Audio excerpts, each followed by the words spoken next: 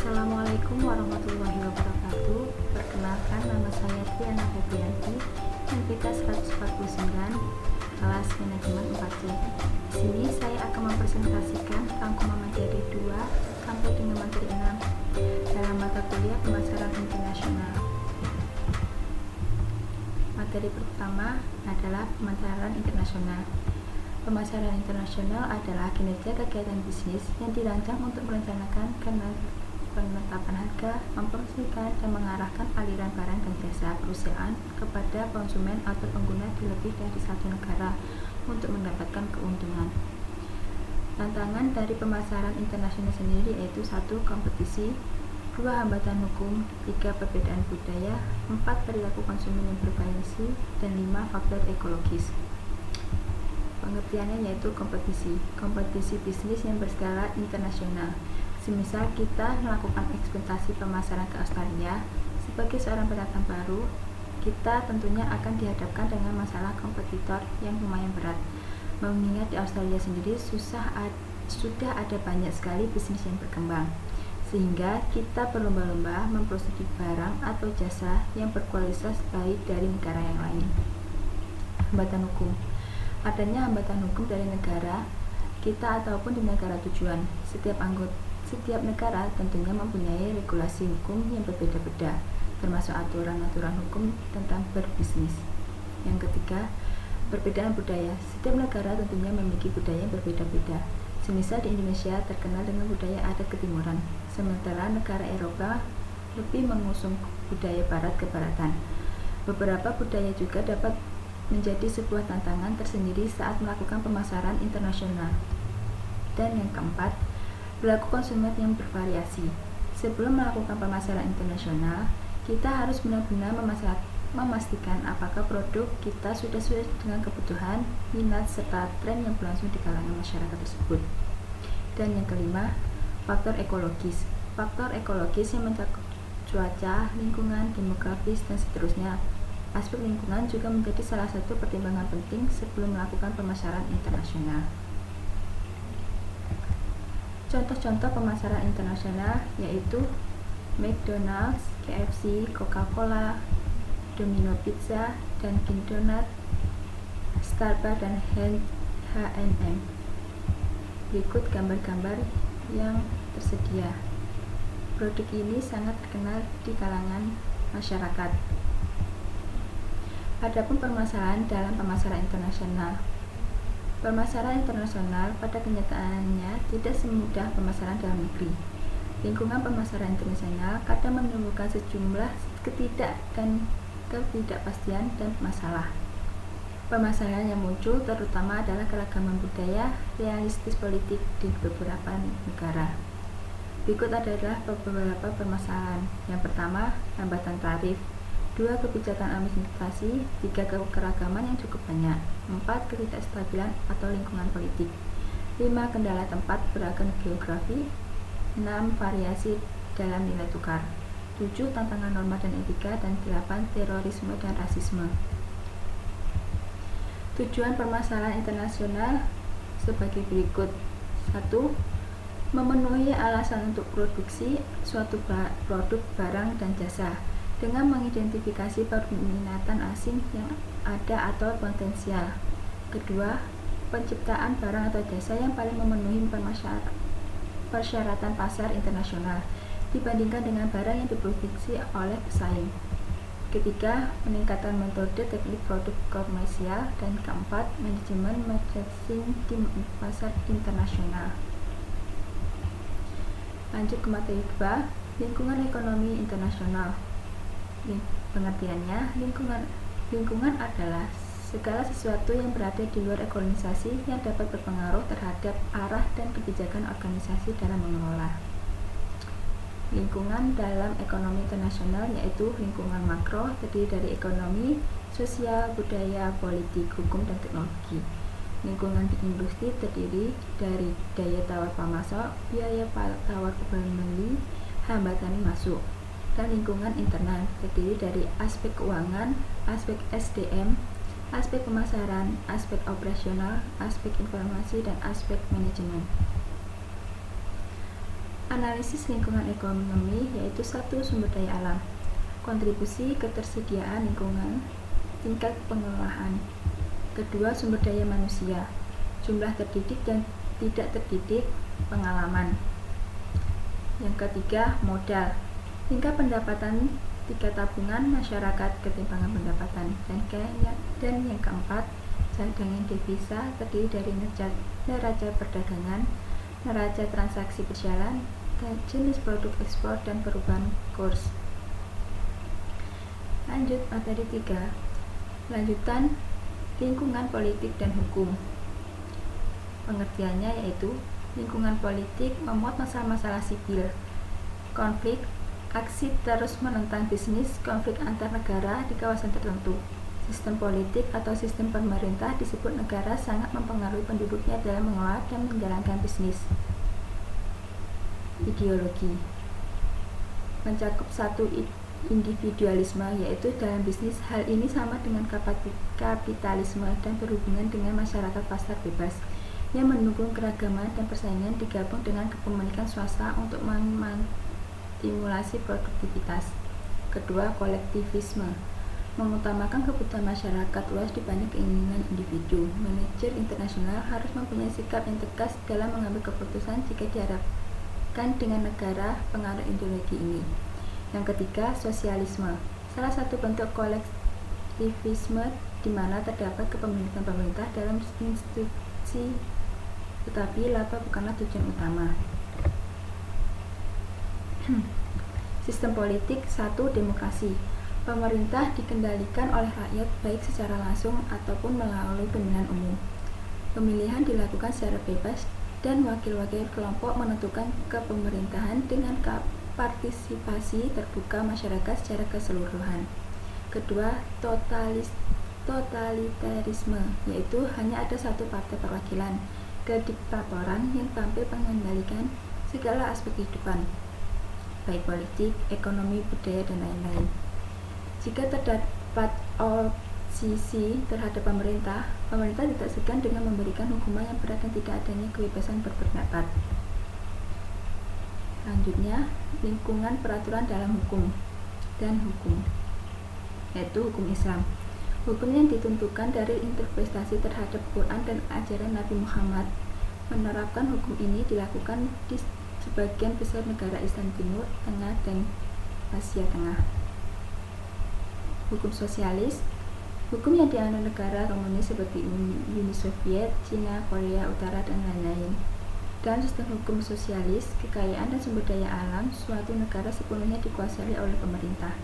Namun demikian, dalam sistem hukum sosialis masih diakui adanya hak milik individu yang menyangkut hajat hidup yang banyak atau kebutuhan masyarakat. Yang ketiga, hukum umum. Hukum yang berasal dari hukum Inggris yang merupakan dasar dari peraturan di Amerika Serikat, Kanada, Inggris, dan negara-negara lainnya. Hukum sipil, hukum yang diturunkan dari hukum Romawi dan diterapkan di negara-negara non-Islam dan non-sosialis. Ikut prinsip-prinsip dasar hukum internasional. Yang pertama, kedaulatan dan kekebalan berdaulat. Yang kedua, yurisdiksi internasional. Yang ketiga, doktrin sikap hormat atau doktrin sikap hormat. Yang keempat, tindakan doktrin negara. Yang kelima, perlakuan dan hak para warga negara asing. Yang ketujuh, forum dengar pendapat dan penyelesaian perselisihan. Contoh masalah peraturan dalam hukum yaitu 1. Peraturan jasa keuangan. Kedua, Virgin Corporate Plastic Act. Yang ketiga, privatisasi. Yang keempat, birokrasi. Selanjutnya, materi 4, regulasi perdagangan internasional. Secara ringkas, WTO dibentuk tanggal 15 April 1994 di Marrakesh, Maroko, setelah perundingan panjang mengenai perdagangan dunia yang disebut putaran Uruguay, berlaku efektif sejak 1 Januari 1995. Dalam draft final eksis perjanjian Marrakesh dikemukakan tentang perencanaan mendirikan Multilateral Trade Organization atau MTO yang kemudian diubah namanya menjadi World Trade Organization atau WTO sebagai pengganti GATT. WTO secara resmi berdiri pada tanggal 1 Januari 1995. Jika bakal WTO adalah GATT, General Agreement on Tariff and Trade, yang berdiri sejak tahun 1948. Setelah WTO resmi berdiri, GATT tetap eksis sebagai salah satu bagian dari WTO, sejajar dengan GATS, General Agreement on Trade and Service, and TRIPS, Agreement on Trade Related Aspects of Intellectual Property Rights. Selanjutnya, tujuan dan fungsi. 1. Tujuannya mendorong arus perdagangan antar negara dengan menghapus hambatan yang mengganggu arus perdagangan barang dan jasa. 2. Memfasilitasi perundingan dengan menyediakan forum negosiasi yang permanen. 3. Untuk menyelesaikan sengketa, mengingat hubungan dagang sering menimbulkan konflik-konflik kepentingan. Fungsinya yaitu 1. Memfasilitasi implementasi, administrasi, dan pelaksanaan dari persetujuan WTO. Yang kedua, memberikan suatu forum tetap guna melakukan perundingan di antara anggota. Ketiga, menyelesaikan sengketa yang terjadi dalam WTO. Dan yang keempat, mengawasi kebijakan perdagangan. Berikut perbedaan utama GATT dan WTO. GATT bersifat ad hoc dan sementara waktu. Persetujuan umum tidak pernah diratifikasi oleh parlemen negara anggota dan tidak mengandung ketentuan bagi penciptaan suatu organisasi. Yang kedua, hanya memasukkan perdagangan barang, sedang WTO mencakup GATT, GATS, dan TRIPS.